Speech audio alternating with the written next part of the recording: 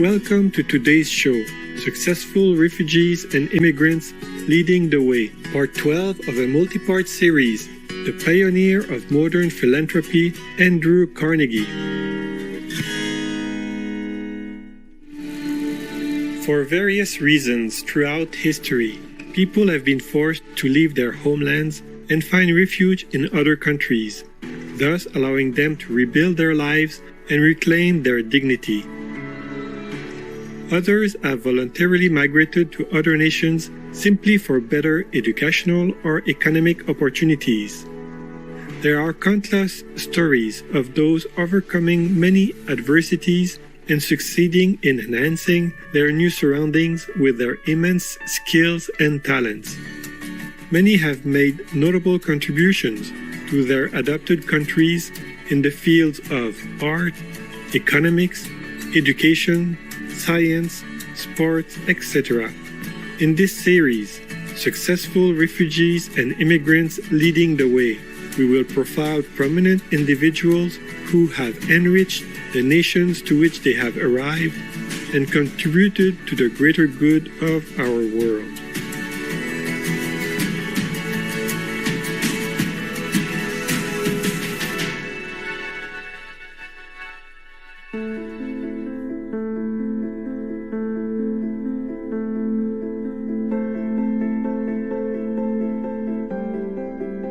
Today, we will introduce another outstanding immigrant, Andrew Carnegie. He left Scotland with his family and came to America at the age of 13, became one of the wealthiest people in history, and dedicated himself to visionary philanthropic endeavors that benefited millions of people. Andrew Carnegie was born on November 25th, 1835 in Dunfermline, Scotland. The Carnegie family earned their modest living through handloom weaving like most of the local residents did at the time. As they were forced into poverty by the arrival of automated weaving machines, they decided to immigrate to the United States in 1848 for the prospect of a better life. They settled in Allegheny, Pennsylvania, but the father became disheartened when his weaving business failed. So, at the age of 13, young Andrew started to work hard to help support his family. His first job was a bobbin boy in a cotton mill for a starting salary of $1.20 per week. With a determination to succeed, this young teen grabbed the opportunity to take on more important roles and responsibilities with every new job. When he worked as a messenger for a telegraph company in Pittsburgh, he managed to memorize the city street layout as well as the names, faces, and addresses of the important people he delivered messages to. Thus, he made many connections. At the same time, he also took advantage of a local library that a benevolent well-wisher opened for working boys and developed a passion for reading that laid a good foundation for him to become a self-made man. At the age of 18, he was recruited by Thomas Scott, superintendent of the Pennsylvania Railroad, as his secretary and personal telegrapher. As this young man moved up the corporate ladder at the railroad company, he realized the enormous potential of iron and steel for the future of the American economy and decided to step into this industry. Later, with his foresight and organizational and investment skills, he adopted the most advanced and efficient mass steel production method of the era from the UK. He consolidated several other smaller steel producers and integrated the suppliers of the raw materials and thus gradually built his enormous steel empire. In 1901, Mr. Carnegie sold his business, Carnegie Steel Company, the largest steel manufacturing company in the world, to financier J.P. Morgan and retired. He received $225 million, roughly $7.5 billion in today's currency, making him the wealthiest man in the world. His total wealth during his lifetime would be equivalent to $372 billion. Even with his enormous success in business and personal wealth accumulation, Mr. Carnegie is most remembered for his good endeavors. At the age of 35, he was already determined to donate the majority of his wealth for philanthropic objectives. In his 1889 essay, The Gospel of Wealth, Mr. Carnegie advocated that the rich should live modestly and have a moral obligation to reduce wealth inequality and social stratification between the affluent and poor by giving their capital back to the community in a responsible manner. The millionaire will be but a trustee for the poor, entrusted for a season with a part of the increased wealth of the community, but administering it for the community. We will now pause a moment for a constructive message and then return. Please stay tuned to Supreme Master Television.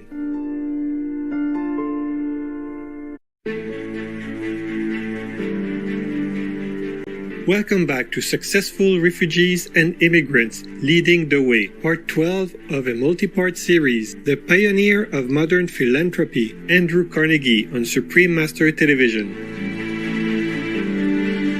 Mr. Carnegie carried his selfless philosophy through to the end. He gave away $350 million or 90% of his wealth to various charities and foundations by the time of his death. Many contemporary wealthy entrepreneurs heeded his call to give of themselves. Renowned American oil magnate John D. Rockefeller donated $500 million in his lifetime to educational, public health, and science-based philanthropy initiatives, and prominent American industrialist Henry Ford gave away a third of his wealth to endeavors such as historical preservation projects, the construction of a hospital, the creation of a refugee home in the UK, and orphanages. Mr. Carnegie has inspired many of today's wealthiest people, including CEOs, to follow his noble path to give back to society. One of Andrew Carnegie's primary charity initiatives was the founding of free public libraries. He said, "Wealth is not to feed our egos, but to feed the hungry and to help people help themselves."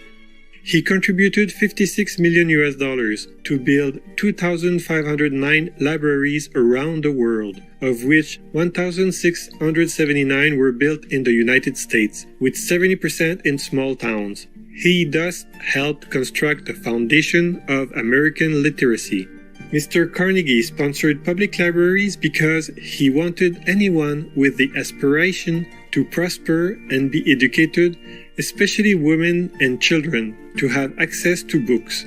He had enjoyed and benefited from reading in his youth and wanted others to have the same opportunity. In addition, he felt that new immigrants coming to America should have a place to learn American culture, and a public library could provide such a service. Carnegie Libraries introduced many innovations that are still typical features of modern American library designs, such as making books on shelves reachable without a ladder, and many such libraries still serve as the learning and community centers of American towns well over a century after they were built. The philanthropist also gave numerous educational grants through direct investments as well as via foundations and trusts. In 1900, he founded the Carnegie Technical Schools in Pittsburgh, which is now known as Carnegie Mellon University, one of the world's top research universities. Next, he set up the Carnegie Foundation for the Advancement of Teaching in 1905 to encourage and honor teachers in higher education. The foundation helped create the largest professors' pension fund, the Teachers Insurance and Annuity Association of America, TIAA, to provide a retirement plan for academics and researchers. The Carnegie Corporation of New York, established in 1911, was the biggest charitable trust ever created up to that time and received most of Mr. Carnegie's remaining wealth of $125 million. Over the years, the organization has prioritized the advancement of science to benefit society. Carnegie grants beginning in 1916 led to the discovery of insulin to treat diabetes. It funded a report and project that eventually led to the creation of Sesame Street, the first American preschool educational television program in 1969. Recommendations from a study done by the Carnegie Commission on Higher Education were instrumental in the establishment of the federal Pell Grant. This is a U.S. government program that has provided financial aid that doesn't need to be repaid to millions of low-income American university and vocational school students since 1973. Andrew Carnegie was a firm advocate of world peace. He also founded the Peace Palace in The Hague, Netherlands, in 1903 with the objective to resolve international conflicts peacefully, and established the Carnegie Endowment for International Peace in 1910 as a global network to share innovative ideas to advance global peace. In addition, he founded the construction of Carnegie Hall in New York City, USA, one of the most prestigious facilities in the world for concerts and events. Carnegie Hall has been the venue of countless important meetings and conferences for peace, including the 1917 Emergency Peace Federation's rally against U.S. participation in World War I. Furthermore, in 1904, Mr. Carnegie established the Carnegie Hero Fund Commission to recognize heroes of civilization who risked their lives to an extraordinary degree while saving or attempting to save the lives of others. Andrew Carnegie is a brilliant example of how immigrants can tremendously benefit the community and world. He was the richest man of his era and donated the bulk of his wealth for various philanthropic initiatives, many of which are still active a century after he passed away. The magnitude and scope of his virtuous endeavors have inspired generations of entrepreneurs to do the same, devoting their resources and time to objectives that greatly improve society. Bright viewers, it has been a pleasure to have you with us today for our program. May God's power of love protect you always.